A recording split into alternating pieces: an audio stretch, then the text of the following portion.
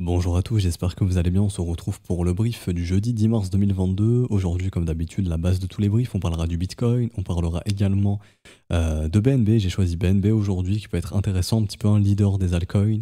Et également, on parlera du marché américain, bien évidemment. Et Ethereum, j'en parlerai pas aujourd'hui puisqu'il n'y a vraiment rien d'intéressant. Et on fera un petit point macro. Alors, du coup, le BTC mouvement baissier. Donc, on avait fait justement ce rallye ici, sorti un petit peu de nulle part. Le short squeeze, on a liquidé des shorters. Le mouvement baissier derrière, probablement pour sortir des acheteurs qui ont FOMO au top sur contrat dérivé. Le marché est très peu liquide. Les exchanges spot, donc les order books sur le spot, sont vraiment très peu liquides. Sur les contrats dérivés, c'est pas très liquide énormément. Donc, c'est très facile de driver le prix dans une direction comme dans l'autre. Sans que ça coûte beaucoup d'argent, il n'y a pas besoin de vendre ou d'acheter de gros montants pour déclencher des mouvements. Dans un marché où sur les contrats dérivés, il y a beaucoup de positions leveragées à haut leverage, donc tout ce qui est x100, x50, bah c'est très facile de les dégager. Donc maintenant, on est dans un environnement où dégager les gros leviers, c'est très facile parce que c'est très peu liquide. En gros, il suffit d'acheter un petit peu de Bitcoin pour faire monter très vite les prix, d'en vendre un petit peu aussi. Donc ici, il fallait en vendre un petit peu pour faire dumper les prix très vite. Donc faut pas être étonné si on continue d'avoir une volatilité qui peut être aussi importante sans pour autant que le marché donne des directions de marché claires. Enfin, en gros, des signaux clairs. Les mouvements qu'on fait actuellement ne sont pas directionnels. Il n'y a aucune direction qui est donnée, ça valide aucun breakout important, etc. etc. Donc il faut bien comprendre qu'on évolue dans un marché où la liquidité est faible. Et si on doit déplacer le prix par exemple à 42 $, à 42 000 pour liquider beaucoup de shorters, on va le faire parce que c'est très facile de le faire. Pareil, si on doit déplacer le marché à 37 000 pour liquider beaucoup d'acheteurs, on va le faire parce que c'est très peu liquide et c'est très facile. Il suffit de vendre un petit peu et de récupérer quelques millions de dollars de liquidation. Donc ce qui est toujours bon pour la liquidité des exchanges et donc un exchange est payé sur la liquidité qu'il exécute. Des liquidations qui sont exécutées, c'est des liquidités qui sont exécutées, donc Binance, etc. récupère des fees, des frais sur ce genre d'exécution d'ordre. Et c'est comme ça que se nourrit un exchange. Et donc le but d'un exchange, c'est de se faire un maximum d'argent. Pour ça que, vous voyez, en ce moment, le marché bougeait dans tous les sens. Puisqu'il faut bien faire du volume, il faut bien aller chercher des zones de volume, des poches de liquidité pour faire du revenu, parce que bon bah vu que le marché, il y a très peu d'intérêt en ce moment pour le marché, bah, si on ne faisait pas bouger les prix, on n'allait pas chercher des liquidités sur les perfs, etc. Les revenus des exchanges baisseraient beaucoup, et c'est pas trop leur but justement. Alors du coup, maintenant on en est où? Donc on est revenu, hier je sais pas si vous vous souvenez, en 4 heures on avait vu ensemble, oui il y a la divergence haussière, mais j'étais un petit peu dans cet état d'esprit de c'est pas vraiment une dynamique haussière. Ça, j'ai besoin d'avoir un creux ascendant. Est-ce qu'on est en train d'offrir le creux ascendant ici pour faire un sommet ascendant derrière? C'est ce qu'on va voir. Ça voudrait dire que ça, c'est un bear trap, un piège baissier, et qu'on va vite faire un short squeeze. Ok. Maintenant, ça, c'est dans le cas où ici on instaure un creux ascendant, qu'on fait un sommet ascendant derrière. Bien évidemment, c'est pas bullish, le fait d'avoir avalé une hausse très rapidement, donc c'est un peu le retour du marché. Je consolide, je pump, je distribue, je redump, donc là j'accumule des shorts, je les défonce, j'accumule des longs, je les défonce. C'est un peu l'état de marché dans lequel on est, ok? Techniquement, on est sur un support assez intéressant, c'est-à-dire que là, tous les vendeurs qui étaient coincés ici sont encore coincés. Donc techniquement, si on veut les maintenir coincés, ce qu'il va falloir faire, c'est tenir ici et réenclencher. On peut réenclencher ici. Par contre, si on n'arrive pas à réenclencher ici, qu'on repénètre cette zone, pour moi, l'objectif, il est simple, c'est d'aller chasser ici les liquidités sous ces creux. Et donc, il faudra s'attendre à revoir un Bitcoin probablement sous les 37 002. Et donc, une poursuite dans le bas du range. Hein, donc, revenir en gros dans le bas du range, donc dans ces zones, donc entre du 36 à 33 000, 34 000 $. J'ai pas grand chose à dire de plus techniquement, va falloir regarder un petit peu court terme, enfin surtout regarder le momentum. Alors, divergence baissière ici, donc divergence baissière, perte de momentum, zone de rechargement de short, les vendeurs se remontrent, on met un coup de massue ici, il y a des liquidations, tac tac tac tac tac tac, à venir chercher, donc ça hier on avait vu aussi ensemble, je crois que j'ai montré aux élèves, enfin je leur envoie tous les jours les pings de liquidation, mais là il y a beaucoup de monde à liquider dans les 39 000 $, donc ça m'étonnerait pas qu'on puisse y aller, hein. Il y a toujours beaucoup de gens à liquider dans les 42-45, donc faut se dire que vu qu'on est dans un marché qui est beaucoup drivé par les liquidités sur les contrats perpétuels, une fois qu'on aura liquidé les mecs à 39, 38, 5, il y a des possibilités qu'on puisse retourner dans les 42, 45. Donc ça voudrait dire qu'en gros, il ne faudrait pas trop s'installer longtemps sous cette zone. En gros, une mèche rapide qui vient chercher les liquidations à venir et hop, on réintègre et on pourrait repartir dans l'autre sens. Si vraiment le but c'est juste de venir chercher ces liquidations. Par contre, pour moi, si on s'installe là-dedans, c'est pas pour refaire un cadeau aux acheteurs qui ont vendu le bottom ici, c'est pour aller chasser les liquidations et les stops. des mecs qui sont rentrés en long ici, ok? Et des mecs aussi qui sont rentrés en long ici de façon agressive. Ça, on le voit sur ExoCharts, hein, mais hier, il y a eu beaucoup d'acheteurs agressifs ici. Malheureusement, là, on est revenu sur leur prix d'achat. Si ça cède, faut se dire que le prochain objectif, c'est de venir sous les creux, donc sous 37 100. En revanche, il y a aussi des gros vendeurs agressifs ici. Donc si on commence à remonter un petit peu, on va foutre les vendeurs sous pression, et c'est ce qui pourrait faire le short squeeze. Après, j'irai sur des Deribit. Il y a vraiment des choses très intéressantes à vous montrer. Également, il y a certains influenceurs US, donc des youtubeurs américains, qui ont tweeté des trucs. Le bull market est de retour, et qui ont sorti des vidéos avec des gros titres Buy Bitcoin Now ou avec des grosses roquettes. Donc ça a un petit peu excité le sentiment, parce que c'est des gens qui sont très influents. Et ça a aussi déclenché, je pense, beaucoup de longues tardifs, hein, parce que les mecs ont tweeté ça là-bas au top. Donc le marché doit aussi nettoyer les gens qui sont rentrés en ayant vu ce genre de vidéo. Donc le sentiment ambiant est toujours un petit peu euphorique quand il y a un petit peu de vert. Il n'y a pas encore vraiment, on n'a pas tué totalement l'espoir. L'espoir, il y en a encore, une grosse majorité de l'espoir et beaucoup de gens ont capitulé. Mais je le vois tout simplement au niveau de l'attractivité sur YouTube, hein, il y a beaucoup de gens qui ont lâché l'affaire. Et là, on reste un petit peu avec les derniers survivants. Et vous êtes les derniers survivants. Et probablement, vous n'avez pas encore capitulé. Donc, c'est ce que le marché essaye de faire. Faire du range chiant, long, où à chaque coup de pression vendeur, ça vous donne envie de vendre. Et à chaque coup de pression baissier comme ça, on a beaucoup qui doivent vendre, justement. Donc, si le but, c'est de décharger un maximum de ce train, ce genre de mouvements sont là, justement, pour essayer de décharger un maximum ce train. Si vraiment on essaye de décharger le train Bitcoin. Possible. Alors ça, je vais supprimer. Donc on est bon ici, il n'y a pas grand-chose d'autre à dire techniquement, honnêtement. En daily, dernière petite information, on avait validé la pattern de retournement, donc elle a été validée hier. Et donc là, on pourrait avoir une pattern de retournement baissière. Si on s'installe et si on clôture sous les 38 600, il y a une pattern de retournement baissière. Donc tout le travail qui a été fait ici aura été complètement avalé. Et donc si on vient avaler ici, et qu'on s'installe sous le support, bon bah là, il y a de grandes chances que ce soit mort et que ça ouvre les portes à la cassure du range au sud. Pour l'instant, c'est pas le cas. Et on est juste en train de ranger, en fait. De faire mumus dans un range où on liquide des shorters, on liquide des acheteurs, et c'est tout ce qu'on fait. Alors, au niveau de l'order flow ici, je crois pas qu'il y ait quelque chose de super intéressant.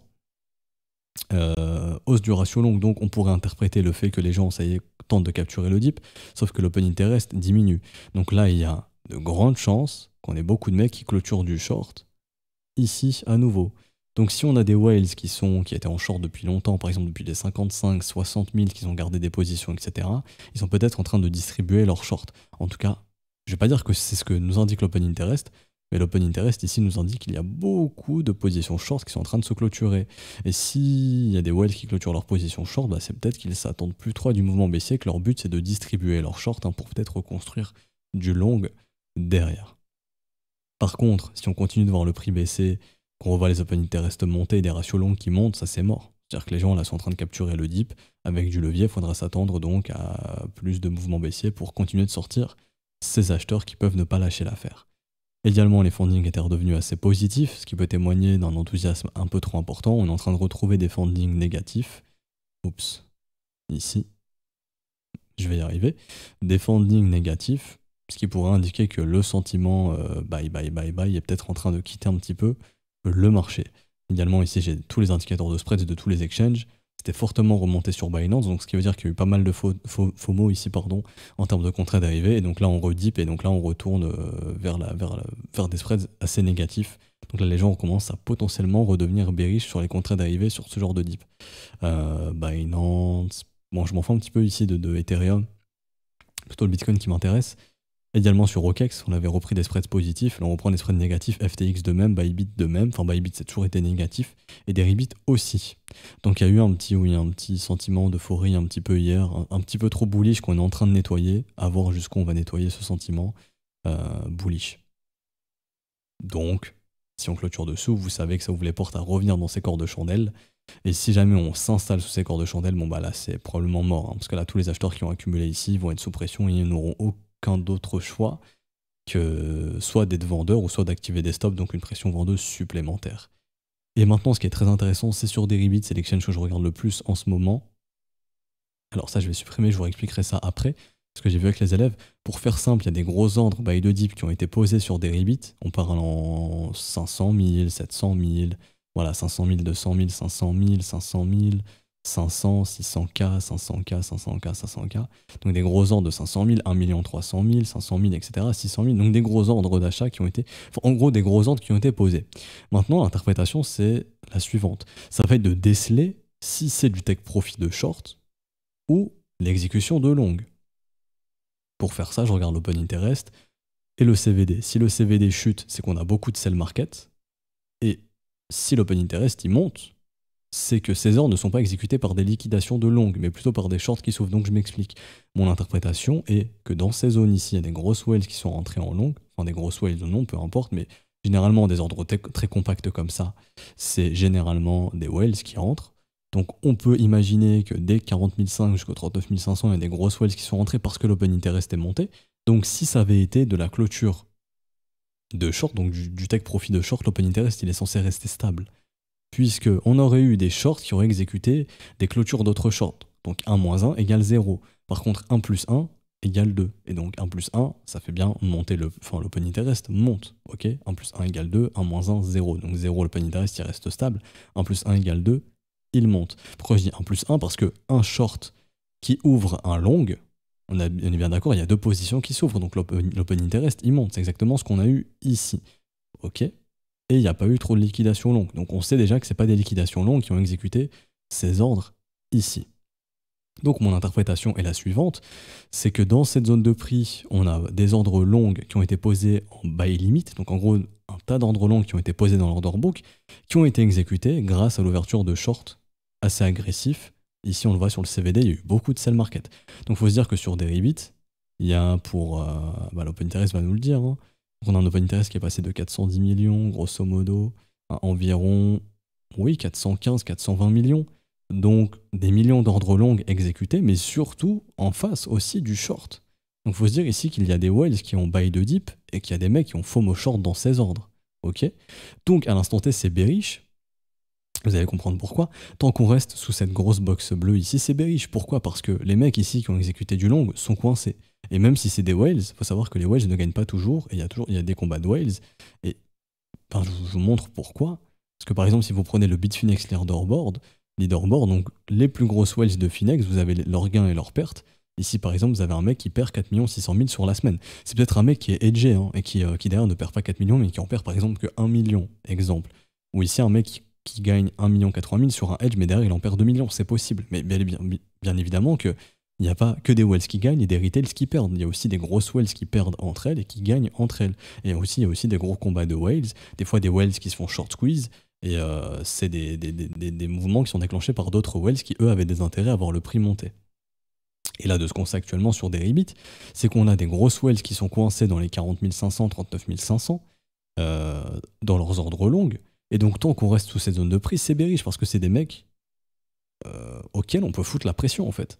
Et si on instaure une pression vendeuse, ces mecs-là vont voir leur position être sous l'eau, on appelle être underwater, donc avoir la tête sous l'eau, quand on a une position qui est en perte, quand on voit le profit and loss en perte. Et c'est des mecs qu'on peut liquider plus bas ou qu'on peut justement faire flipper, faire liquider plus bas, parce qu'il y a même des whales qui des fois font des mauvais choix et clôturent des positions en perte. Généralement, elles s'arrangent pour essayer de sortir sans perte.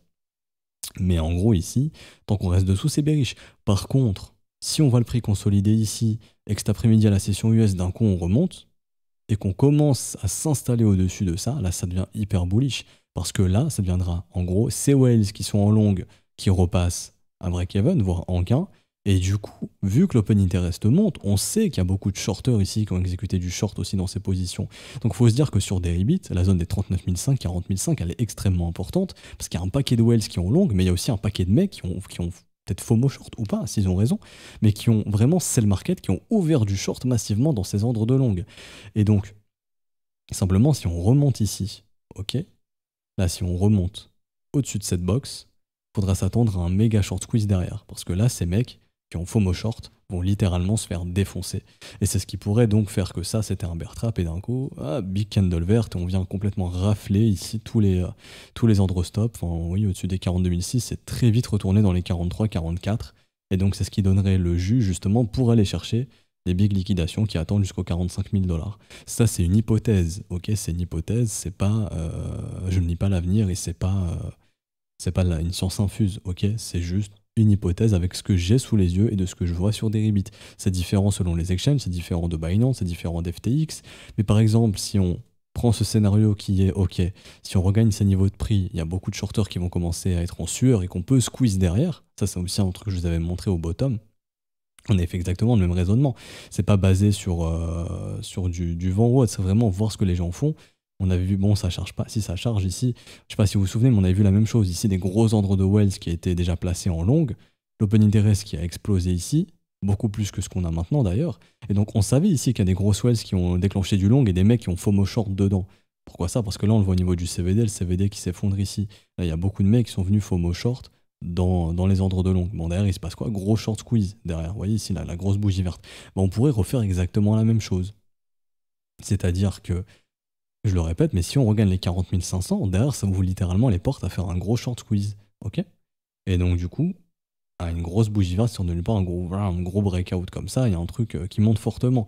Si on regagne cette zone, parce que je tiens aussi à répéter encore une fois que si on la regagne pas, là c'est les acheteurs qui sont en PLS et qui sont coincés. Et on peut instaurer une pression vendeuse et faire tac tac tac et continuer de les faire souffrir. Et à ce moment-là, comme on a vu ensemble, les objectifs c'est de faire quoi?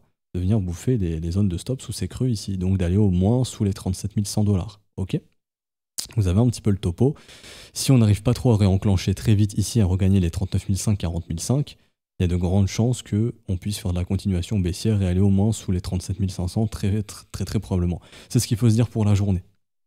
Ok, j'ai fini pour le Bitcoin, donc rapidement au marché US, parce qu'on va faire justement la corrélation avec le marché US. Si vraiment aujourd'hui le marché US est bullish, exemple le S&P 500 il progresse, et que les crypto-monnaies ont envie de suivre, bon bah ça pourrait faciliter le short squeeze. Parce que comme on peut le voir ici par exemple, le S&P 500, il n'a pas dump. Ici il est juste en train de consolider un petit peu, pour l'instant il dump pas. On ne sait pas si cet après-midi on va avoir un dump ou autre. Par exemple si pendant la session US le S&P commence à accélérer comme ça, c'est clair que le Bitcoin il pourrait lui aussi continuer sa chute. Et donc à ce moment-là, les acheteurs qu'on a vus ici, eux vont être coincés et on va les défoncer derrière. Là ce qui est intéressant c'est qu'il y a aussi des gros ordres ici qui commencent à être posés en buy de dip. Donc là, pareil, il y a des ordres. Je reviens sur le Bitcoin rapidement, mais pareil, 1 million, 3 millions. Est-ce qu'ils ont été exécutés ces ordres? Normalement, oui. Je vais regarder. 700K ici exécutés, 1 million exécuté. La mèche, elle est venue jusqu'ici, je crois. Ok, donc oui, ici, il y a encore des ordres en millions qui ont été exécutés. Il faut voir l'open interest. L'open interest, il monte avec un CVD qui chute. Donc là, il faut se dire, encore une fois, qu'on est en train... Il y a encore des wells ici, probablement, qui sont en train d'exécuter des longues ici, puisque l'open interest il monte. Si l'open interest il monte, c'est que c'est des positions qui s'ouvrent. Donc ici, probablement du long, et il y a des shorts qui viennent justement shorter dans ces gros ordres longues ici. Tout comme là, il y a des mecs, encore une fois, qui posent des gros ordres short au-dessus. Ok. Mais là, par exemple, l'open interest, il monte pas forcément. Donc à voir si l'open interest il monte aussi lorsque le prix monte, c'est pareil, il y a des mecs qui sont en train de construire des gros shorts. Mais là, c'est intéressant que sur cette zone de prix, encore une fois, à nouveau, dans les 38 800, là où on vient de mécher, à l'instant T où je vous parle, il y a encore des whales qui ont ouvert des gros ordres. Par exemple, un ordre. Après, je peux pas vraiment voir, je sais pas jusqu'où a été la mèche, ça qui est compliqué. Il va falloir que je zoome au max, donc je retiens la valeur, ok, 1,1 million. La mèche, elle est partie jusqu'où? Peut-être qu'on n'y a pas été, ça aussi le truc. Il faut que je regarde bien la mèche ici, mais j'arrive pas à bien la voir, c'est ça le problème. Je vois pas bien jusqu'où a été la mèche. Je sais pas s'il y a une mèche en fait ici. Ok, j'ai l'impression que ça s'est arrêté ici. Donc non, ces ordres n'ont pas été touchés encore. Ok, ok. Donc non, les ordres n'ont pas encore été touchés ici. Peut-être qu'ils vont être touchés. Ah, là, on voit ici par exemple 5 millions. On va voir si les ordres touchés, si l'open interest il monte. Ça va être intéressant. Ça veut dire qu'en gros, il y a des mecs qui short dans des gros ordres de longue ici. Ça va être intéressant. C'est un beau combat qu'on a actuellement. Mais à voir. Yes, à voir ici. Et donc, il faut surveiller l'open interest. S'il monte, c'est qu'il y a des gros mecs qui sont en train de shorter le bottom, possible, ok? Bon, fini l'order flow, on verra un petit peu la journée, ce qui va se passer.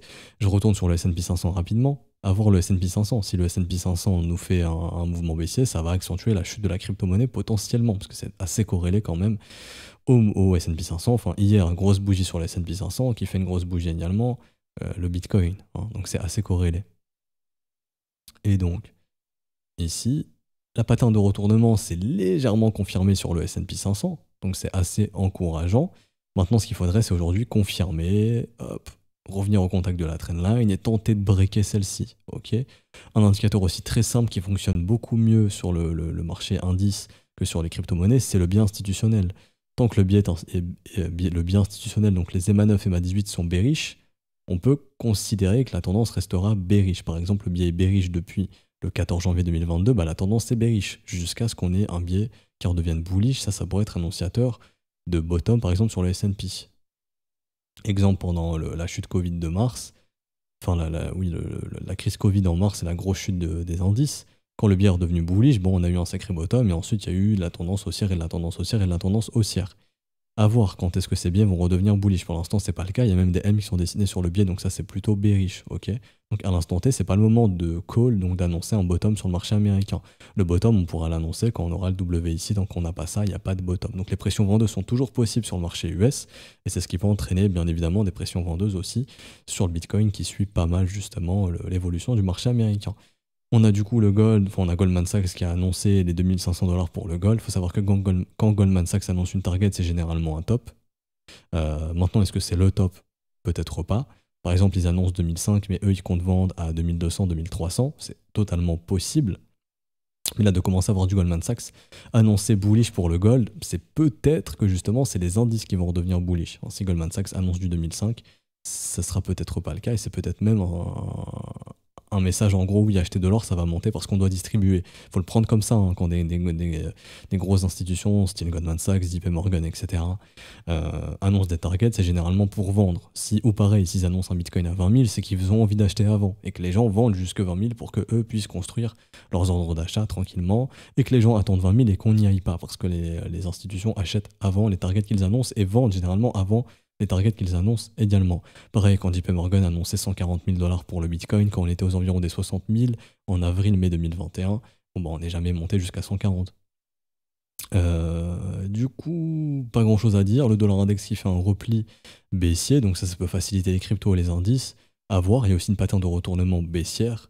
Tout M ici, en zone de rechargement de short, sera très bearish et pourra annoncer des retracements plus importants. Est-ce qu'ici on a un sacré top? Pour l'instant, non. Ok, on a juste une pattern de retournement qui va annoncer de la consolidation, donc entre ces deux bornes, on va ranger, on va voir ensuite si on se retourne ou si on continue. Également, je vais surveiller le code personnellement pour voir ce que fait la smart money. Si la smart money exécute plus de longues ou pas, là on n'a pas encore eu la mise à jour, il faudra attendre la mage. Quand on aura la mise à jour, on saura s'il y a de la smart money qui, par exemple, si ici je vois ça, je vais me dire ok, le prix monte, mais la smart money take profit, donc on est probablement proche d'un top. Pour l'instant, j'ai pas la mise à jour, donc je peux pas trop savoir ce que fait la smart money. Ici, j'ai fini pour la macro. Rapidement, on fait BNB. Alors, le BNB qui a une localisation qui devient assez intéressante. Si on prend les bottoms du mois de mai, ok, donc on est en zone de rechargement, le prix est en train de consolider. Techniquement, c'est une zone où on recharge. Si on estime que le bottom a vraiment été trouvé au mois de mai. Si en gros, vous êtes certain que le bottom a été trouvé au mois de mai et qu'on ne rebasculera pas sous les 214 $, actuellement, la zone qui est proposée ici est très intéressante. Entre les 380 et les 300 $, c'est la zone de rechargement.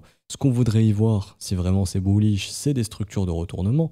Donc là, ce qu'il faut voir, c'est le BNB repasser au-dessus, très simplement, des 424 $.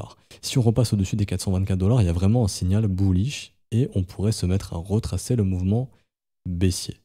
Et donc, premier objectif, ensuite 458.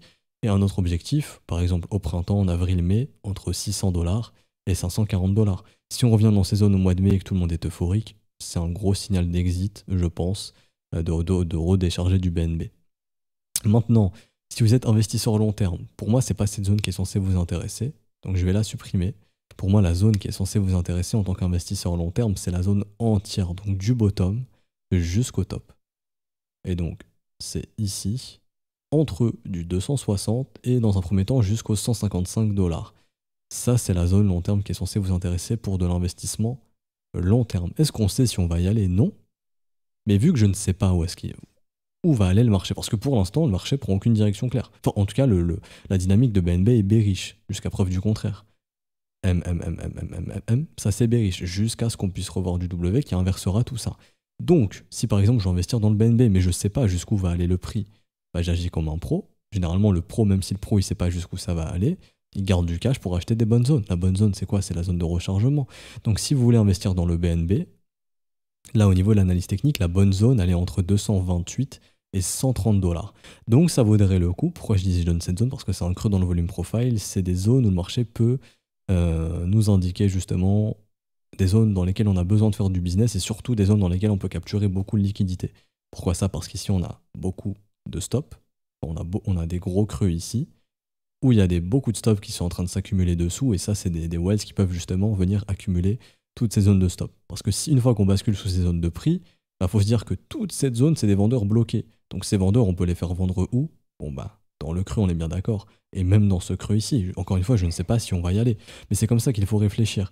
À l'instant T, tous les acheteurs qui ont acheté au-dessus des 376 dollars sont bloqués.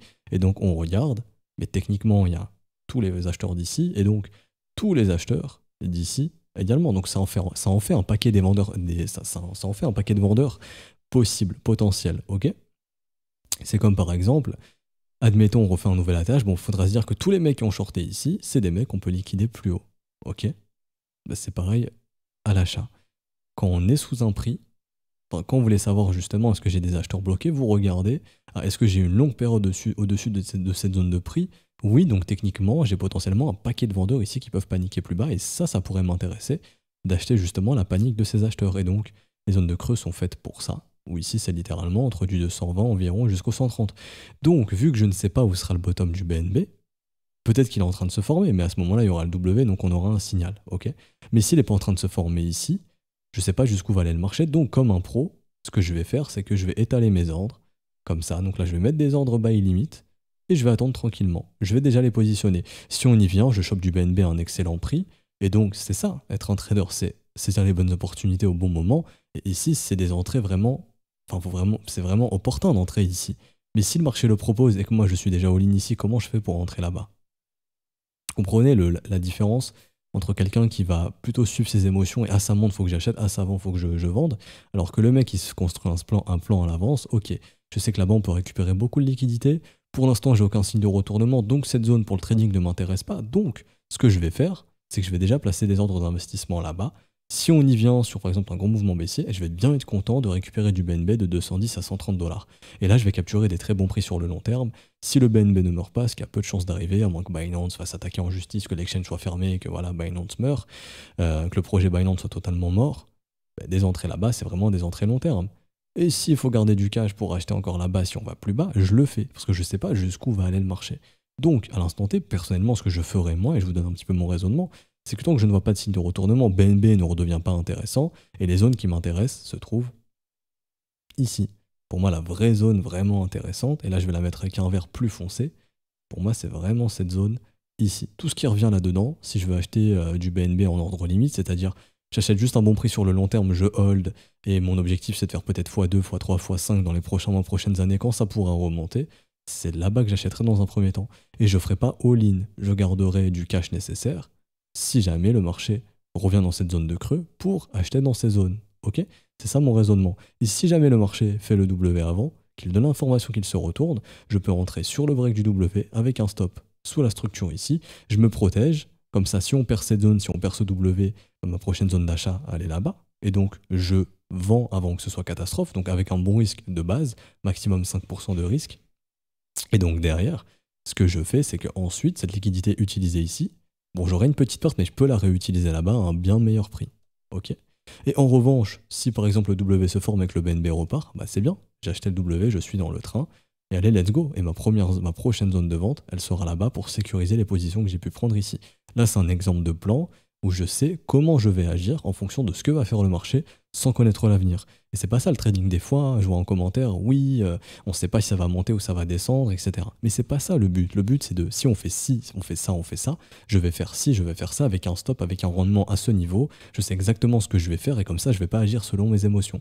J'ai ces conditions, je vais agir de cette façon, je vais écrire ce que je vais faire, une fois que c'est écrit je ne change rien, et ensuite c'est le marché qui décidera de l'issue. Et j'ai toujours des plans de secours, c'est-à-dire que, comme on a vu, si je me fais chasser ici, l'objectif c'est de rentrer là-bas, si jamais on n'y revient pas, bon bah la prochaine structure que je verrai, je pourrais l'acheter, mais c'est ça le raisonnement. Avoir toujours des plans de secours et surtout des conditions de marché. Ok? Et une fois que j'ai les conditions, je peux entrer dans mon trade. Donc j'ai fini ici pour l'analyse sur BNB. Franchement, il n'y a pas grand chose d'autre à dire. Peut-être le biais instit qui peut être intéressant. Alors je vais retirer le prix ici. Si le biais redevient bullish et qu'on forme des W sur le biais, ça c'est vraiment un signal de momentum très puissant et ça pourrait franchement redéclencher du mouvement bullish sur le BNB. Encore une fois, le Bitcoin va être décisionnaire de tout. Si c'était ici un piège et que le Bitcoin redéclenche quelque chose de haussier derrière, bah à ce moment-là, le BNB va suivre et donc le biais va suivre et donc on aura potentiellement des breakouts ensuite. Si le BTC nous fait un big short squeeze, il faut se dire que BNB va suivre. Et donc là d'ailleurs, allez, on finit ici. Est-ce que nos ordres sont en train de se faire exécuter? Ouais, il y a quelques millions qui se font exécuter ici. L'open interest il monte. Il y a des liquidations ici, donc on sait. Et le CVD doit dump, je pense. Yes. Donc là pareil, on est encore en train de capturer des shorts ici sur ces niveaux et pendant qu'il y a des mecs qui sont en train de construire des longues assez sympathiques. Bien évidemment que ces mecs qui sont en train de shorter les bottoms, enfin, le bottom actuel, peuvent avoir raison et que les mecs qui sont en train de capturer du long, c'est eux qui vont être piégés, bien évidemment. Retenez bien que la zone importante, c'est ici. Mais là, l'order flow est en train de nous indiquer, c'est ça qui est intéressant, l'order flow est en train de nous indiquer que les mecs qui sont en train, enfin là, il y a des mecs qui sont en train d'accumuler du long dans ces zones de prix, et donc là, ils sont bien en train d'accumuler, et que si jamais ils ont raison, ça va faciliter le short squeeze derrière, parce que justement, ils sont en train de capturer beaucoup de shorters ici. Là, il y a des longs qui s'exécutent, et donc il y a des shorts qui shortent dans ces ordres parce que l'open interest il monte. Et donc, si jamais ces whales ou les gars qui sont en train de long ici ont raison, il faudra s'attendre derrière à une remontée. Une fois qu'on repénètre dans cette zone-là, attendez-vous potentiellement à une grosse accélération et un short squeeze. Tant qu'on repénètre pas, et je le répète une dernière fois, attendez-vous à de la continuation baissière. Donc tout va se jouer dans la zone des 39 500, 40 500. On s'arrête ici pour aujourd'hui. J'espère que ça vous aura plu. Si c'est le cas, n'hésitez pas à laisser un petit pouce bleu, vous abonner si ce n'est pas déjà fait, à nous rejoindre sur Discord, c'est totalement gratuit, je vous mets le lien en description en commentaire, il y a des ressources gratuites, vous pouvez échanger avec la communauté. N'hésitez pas, si vous souhaitez rejoindre l'école, c'est un peu tard via le Patreon à ce stade du mois, n'hésitez pas à le faire via les modalités crypto, vous êtes les bienvenus, vous pouvez poser n'importe quelle question à n'importe quel professeur, on pourra vous répondre le plus tôt possible. Si vous avez déjà fait le paiement, vous pouvez envoyer le TXID à un des professeurs ou à tous les professeurs, le premier qui le voit, il le valide et vous avez accès à l'école. Donc tout ce que vous voyez aussi ici au niveau de l'order flow, etc., je le vois tous les jours dans les briefs privés que je fais avec les élèves et dans des cours qui ont déjà été faits, où on voit tout ça. Du coup, ça, justement, si vous voulez apprendre tout ça, n'hésitez pas à nous rejoindre. On se retrouve du coup demain pour la dernière update de cette semaine, parce que c'est vendredi si je dis pas de bêtises. Oui, demain c'est vendredi, donc ce sera dernière update de marché. On se retrouve demain, bonne journée à tous, ciao ciao.